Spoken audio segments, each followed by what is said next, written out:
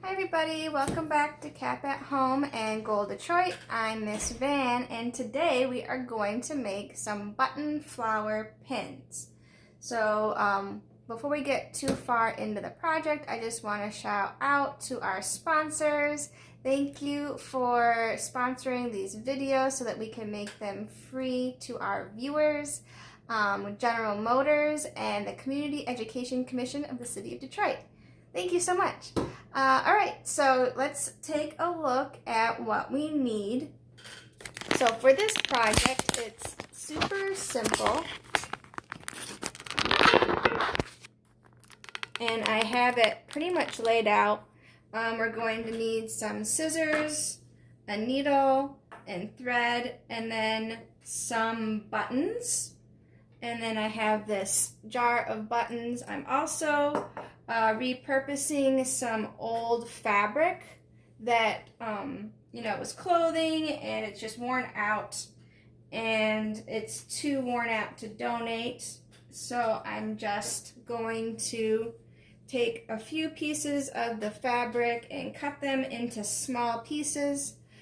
So I want to make circles to make the petals of my flower. So I have a few round things on hand. They're mostly little jar lids.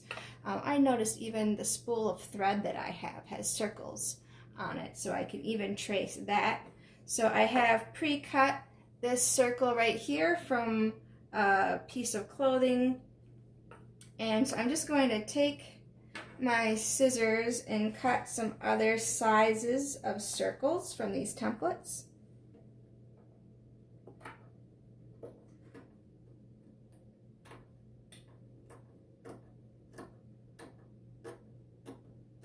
And then, you also need pin backs, and I have these pin backs.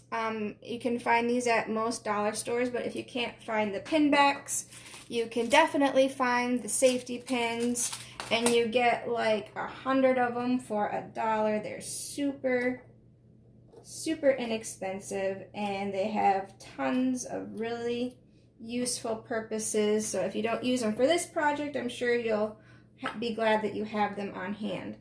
So I'm just going to trim this and make it like a little bit rounder. I left some edges I just want to round off. So here's one circle, and I'm going to layer this different sizes so I have the biggest circle on the bottom, and then this piece is also like a little bit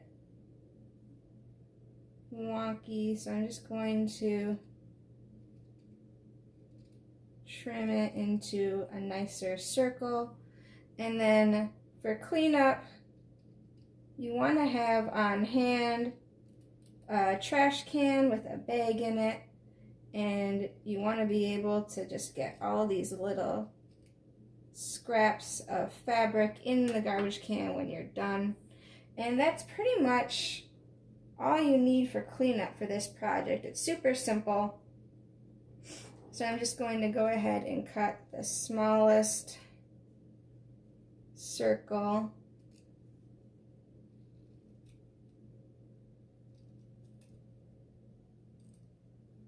So this is a plastic milk cap, which I've been using a lot of lately. They are really awesome things to have around.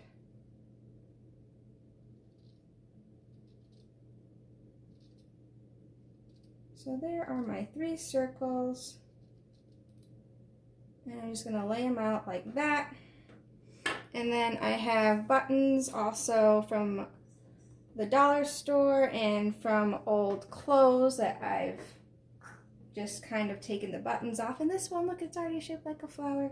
So I'm just going to set this in the middle, and I'm going to grab my pin back, and I'm going to thread a little needle.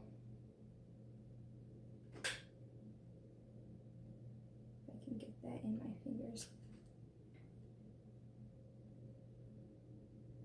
And I'm just going to use this string kind of doubled up like this. I'm going to tie a little knot in the end.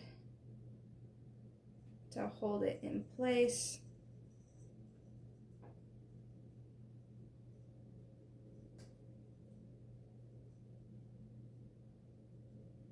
There, so I have my string, I have my layers of fabric with my button in the middle, and I'm going to take my pin back and I'm going to open it and just kind of be careful with the pointy end, and I'm going to lay it out just kind of how I want it to be, with the pin back in the middle on one side and the button on the middle on the other side. I'm just going to attach all of this together.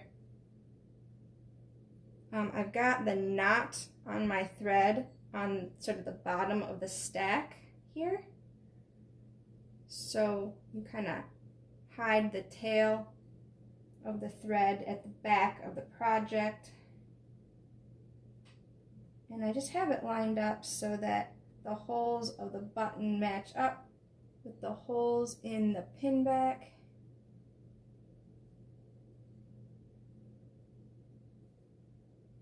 I'm just gonna have to rearrange my items in my hand here.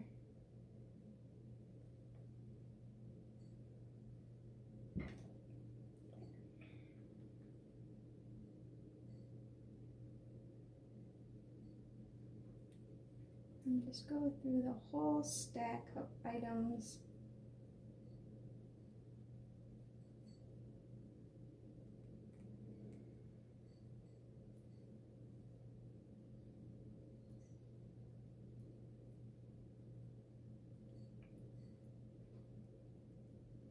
And just have this really snug and all together.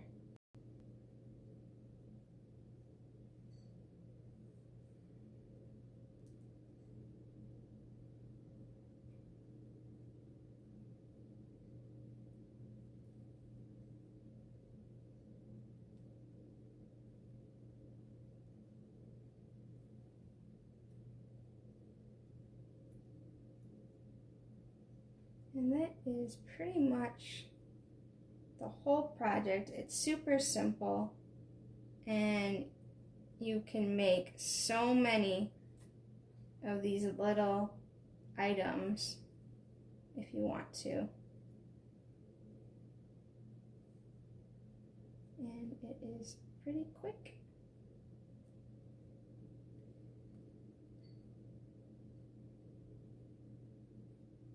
So you just want to make sure that you loop the thread.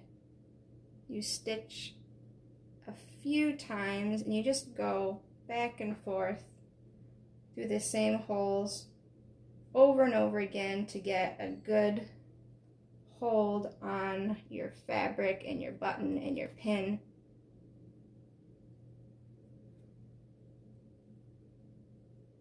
And then you want to leave at least an inch and a half of fabric so that you can tie the knot at the end of the project. And I like to have more thread than the length of the needle, so it's easy to cut off and you don't end up trying to have to get tangled when you make your knot at the end. So I just kind of make the knot by putting my needle underneath the bundle of thread at the back of the project a couple of times, and then I have this little tail of this little tail of thread from when I initially made my first stitch. And so I'm going to tie all of these little pieces into one knot. So I'm going to cut the string off the needle and gather all of the little tails of thread here and tie a knot.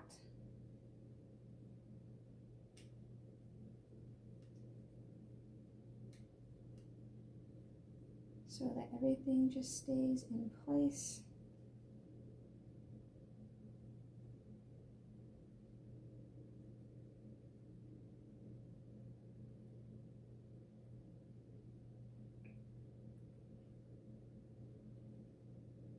There. And it's going to be a square knot, so I'm going to tie it twice.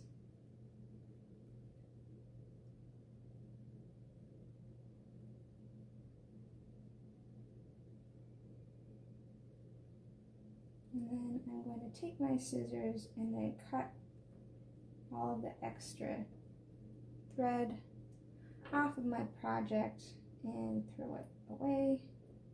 And that is really the whole project. It's super simple.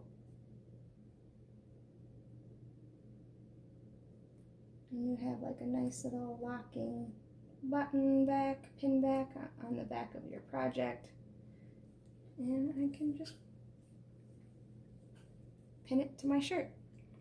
And there you go. It is a nice little gift, a keepsake. I think it would make a really nice Mother's Day gift if you use your old clothing and you give it to your mom or you give it to your friend. But there you go. There is the button flower pin. All done. Thank you so much for joining me today. If you have images of your artwork, we'd love to see them in the comment section of this video, or you can email them to cap@collegeforcreativestudies.edu. We'll see you next time. You can join us Monday through Thursday right here on Facebook Live at 4 p.m. Or if you miss our videos, you can catch them on our Instagram, Facebook, and YouTube channels, and you can do an art project with us anytime. So we'll see you later.